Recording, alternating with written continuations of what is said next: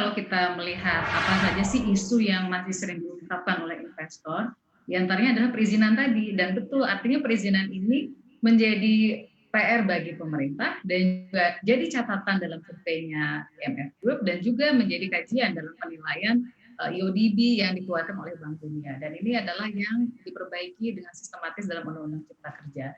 Berikutnya soal lahan, dan yang berikutnya lagi soal produktivitas tenaga kerja. Jadi kita memang harus memandangnya secara keseluruhan, dan kalau kita kembali kepada survei yang dilakukan oleh TMF Group, diantaranya menyebutkan adanya ketertutupan porsi saham asing dalam bidang usaha atau sering sebagai daftar negatif investasi. Nah, memang ini sudah berubah di Undang-Undang Cipta Kerja, berubah menjadi priority list, daftar prioritas investasi, dan tetap ada yang tertutup. Sekarang ada 6 yang tertutup, diantaranya adalah narkotika, tentu tidak boleh, kemudian judi, perjudian atau kasino, senjata kimia, dan juga industri bahan kimia yang bisa merusak lapisan ozon. Jadi tetap ada bidang usaha yang tertutup, dan kita juga melakukan perlindungan yang kuat kepada UMKM bahwa PMA, penanaman modal asing, investor asing, boleh masuk ke Indonesia tapi hanya untuk usaha skala besar. Tidak boleh masuk ke UMKM sebagai pemegang saham, hanya boleh bermitra dengan UMKM. Apa maknanya? Bahwa pemerintah sangat peduli kepada UMKM sebagai benteng ekonomi Indonesia.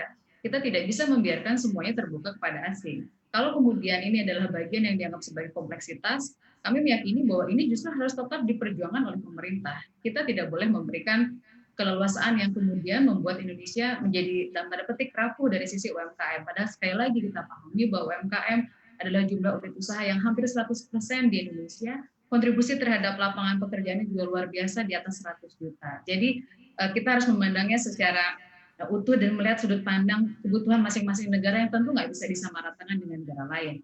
Nah, kalau kita melihat soal daya saing IODB, IODB kita semakin mengalami perbaikan, Mbak Alin. Sebelumnya di tahun 2014 masih di peringkat 120, kemudian naik di 114 tahun 2015, lalu naik, dan sekarang di peringkat 73. Memang ada stagnasi dalam 2 tahun terakhir, dan karena itulah BKPM meyakini bahwa mesti ada terobosan reformasi kebijakan yang memungkinkan ada perbaikan di dalam 11 indikator tadi. Bukan hanya soal memulai berusaha, tapi diantaranya pengurusan properti atau IMB.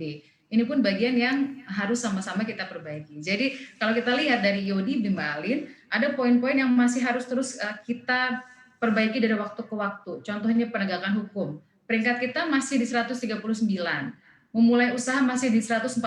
Jadi meskipun penilaian total kita di peringkat 73, tapi ada beberapa indikator yang kita harus perbaiki dengan sangat bijak dan tertata baik.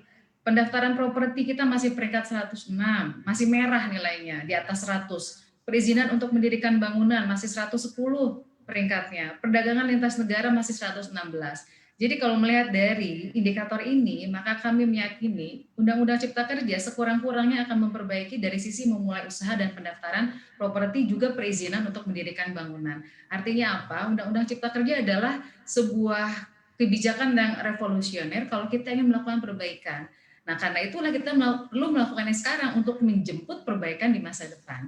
Kita nggak bisa menunda untuk melakukannya, tetapi memang yang perlu dilakukan dengan lebih cermat oleh pemerintah adalah melakukan komunikasi publik yang semakin intensif bagi pelaku usaha dan juga masyarakat.